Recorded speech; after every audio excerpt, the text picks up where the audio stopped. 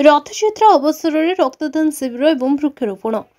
पवित्र रथयात्रा उपलक्षे कामाख्यानगर एनएसी रेकुला जयमा मंगला पेट्रोल पंप ठारे एक स्वेच्छाकृत रक्तदान शिविर अनुष्ठित हो जाइए। समुदाय 63 यूनिट रक्त संग्रह होता।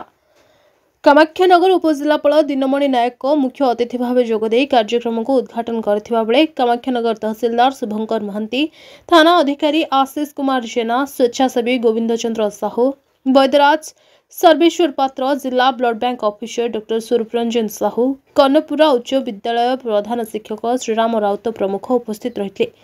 उपजिलापाल रक्तदान करथिबा लोकंकु साधुवाद देथिले एवं वृक्षरोपण कराଯାଇଥିଲା। तहसीलदार शुभंकर महांती निजे रक्तदान करी रक्तदाता मानंकु उत्साहित करथिले। एभली महत् काम आगकु करिबाकु मध्य कहिथिले। तबे विशेष करी युवगोष्ठी माने आसे उत्साहर सह रक्तदान करुथबार देखिबाकु मिलिछि।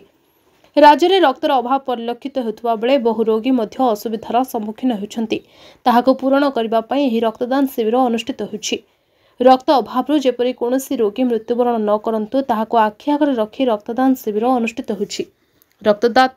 रथयात्रा अवसर में रक्तदान शिविर अनुष्ठित होइथिबारु रक्तदाता माने उत्साहर सहित रक्तदान करथिले। कामाख्यानगर प्रकाश कुमार पात्रଙ୍କ रिपोर्ट द न्यूज टुडे।